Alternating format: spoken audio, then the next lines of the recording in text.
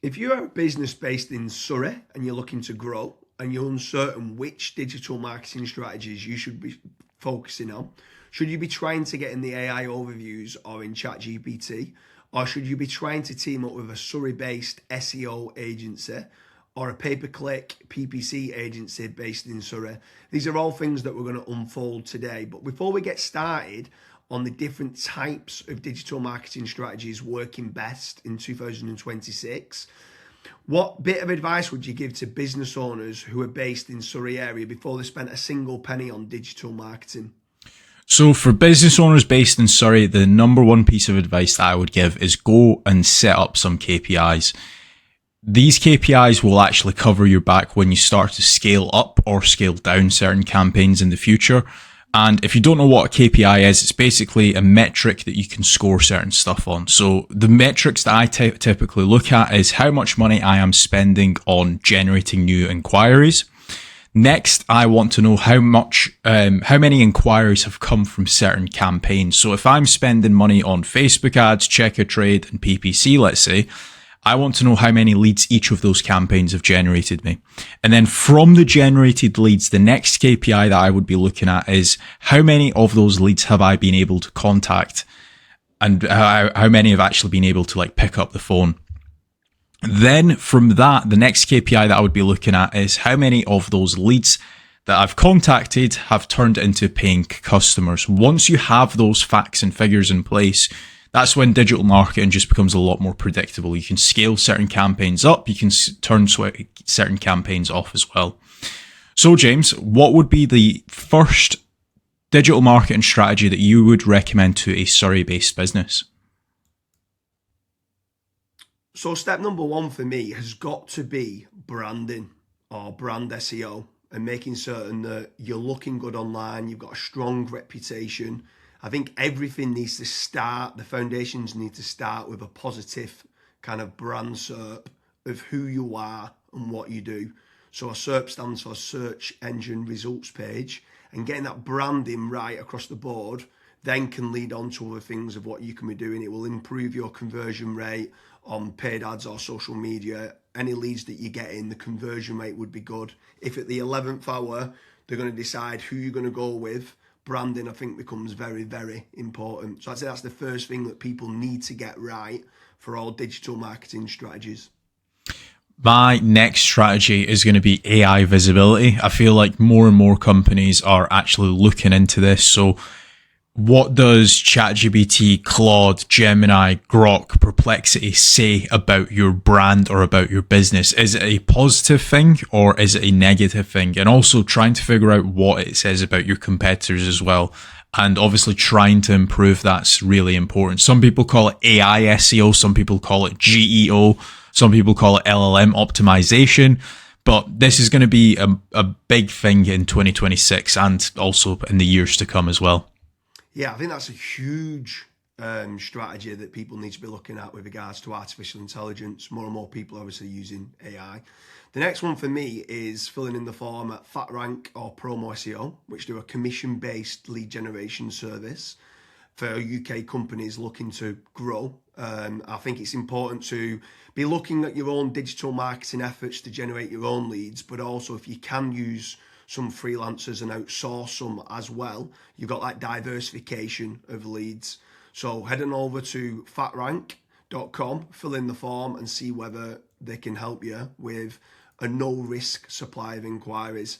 Promise you'll also do a very similar performance-based lead generation service as well that you might want to fill in the form with there, and just double check whether you can go and get a third-party lead generation company to top up and start generating you some leads for your business to grow in 2026.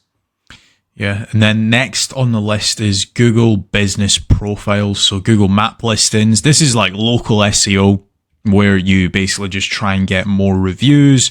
You build out your Google Business Profile in your local area. Now, there's pros and cons to this. I think the biggest pro is that once it is actually ranking, you're going to be consistently generating leads. However, to get from nowhere, like let's say you do not have a Google Maps listing at all, to get it ranking to position number one, The issue you've got with that is there might be, let's say, a 60 or 100 review deficit. And to obviously get those reviews, you need leads. So it's one of those things. It's like the chicken and the egg. I for one just think it's good for personal branding or for branding of your company. So always try and get the Google Maps listing, but you should always know the pros and cons to it as well. Yeah, for certain. If you're in a local area, you want to try and get those local maps listing. For me, you need to be omni-channel and omnipresent. Yeah. I think the next part is SEO in general, so organic SEO. Can you be building up your website to try and get your website ranking better?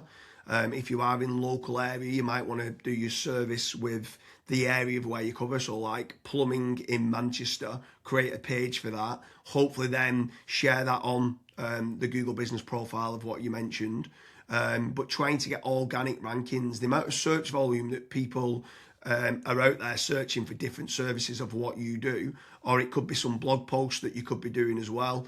There's different strategies on there that you can be doing, but ideally you want good quality content, build up topical authority, and try and get some third-party backlinks to power up the site to get those organic SEO rankings. I think that's another big part that you need to be doing as part of your digital marketing strategies in 2026. Yeah, and then the next one, which kind of ties back to what you were saying before, James, is obviously organic social media. Now, organic social media, I think it's more of a numbers game. So try to create good content that your audience would actually view. Like I see this time and time again where I look at brands and they've just published maybe 4 or 5 posts on their Instagram profile and they've not been active for 3 years, right? That's not going to drive you sales. But if you can do how-tos, if you can do guides, maybe you can do before and afters, right? If you can do content like that, that way people will see you on socials and they will actually click to actually figure out more about you, fill in the contact form. The caveat to organic social media, yes, it's free to do. It's not like PPC, for example, but it is very much a numbers game. So you want to be consistently uploading, maybe not every day, but at least 3 or 4 times a week. Yeah, for sure. On the subject of social media, paid social ads as well is massive. I'm a massive advocate of the kind of the $1 a day strategy of what people talk about. So if you are going to be taking the time to be posting every day, like you mentioned there, for organic social media, just spending a few pounds on those posts and boosting it. So getting case studies, any awards that you've won as well for reputation, and starting boosting that. You can also be running retargeting ads. So if anyone's clicked through to your website, you can be running retargeting, which is paid social as well. Different places like Meta, so whether that's Facebook and Instagram, you've got Twitter, you've got YouTube, you can be running Pinterest, you can even run in places like Reddit as well for paid ads. And I think paid social media is still an untapped market for digital marketing strategies. Yeah. The next one is it's probably a love-hate relationship. It's PPC, right? Google AdWords or doing it on Bing, wherever. That's basically the sponsored results. So if you search for a service, it's above local SEO. Now, I have spoken, and both myself and James, we've both spoken to so many business owners that are either they've spent 10, 15, 20,000 pound on it, and they've not had a single result, or they might have had a few leads and it's just not been of quality. Or you've got other guys that have spent hundreds of thousands on it and they're like, it's the best thing that's ever happened to my business. Now, the reason why people are either they absolutely love it or they absolutely hate it is probably down to how it's been set up. Like there's so many different nuances to PPC. Like for example, having a really proactive negative keyword list. Making certain that you have a set of banned IPs. Like, for example, your competitors could be clicking on your ads and that's deemed as what's called click fraud. Making certain that you've got a high converting landing page. Making certain that you KPI your sales team. So when a PPC lead comes in, that is one of the first priorities that they actually take when it comes to contacting the lead. There's all of these different nuances, and if you're not on the ball with PPC, it's probably not going to work for your business. However, if you've got a really good, well-refined sales team, you've got a really good landing page, you've got a well-kept, up-to-date negative keyword list, you are using click fraud software, at that point, it will actually probably perform well for you. But again, just know the pros and cons to PPC.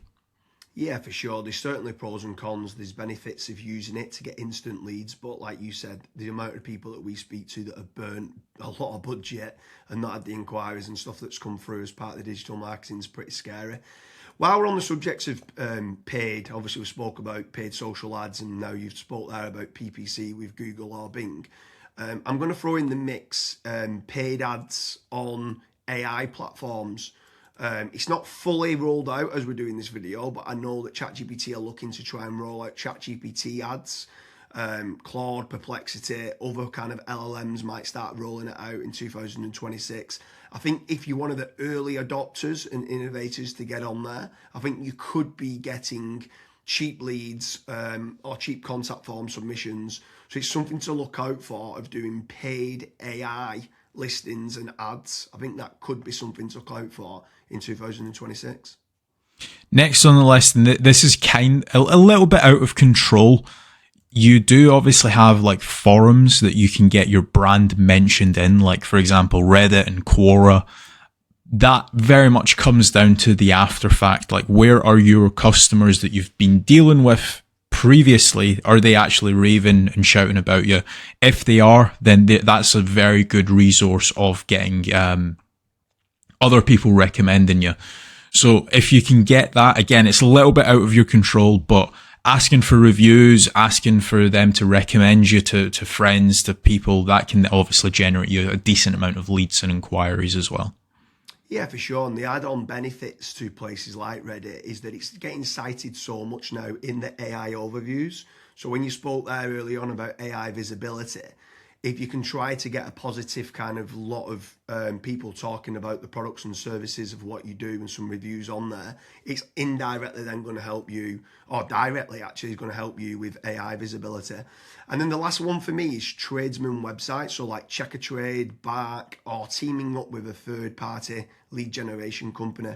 Something I would say with all of these practices, Kazza touched on earlier about making certain that you understand your KPIs and your ROAS, return on ad spend. I think it's very important for business owners that are doing any sort of digital marketing to be tracking how much time and effort's being put into, let's say, running organic social media or running paid ads.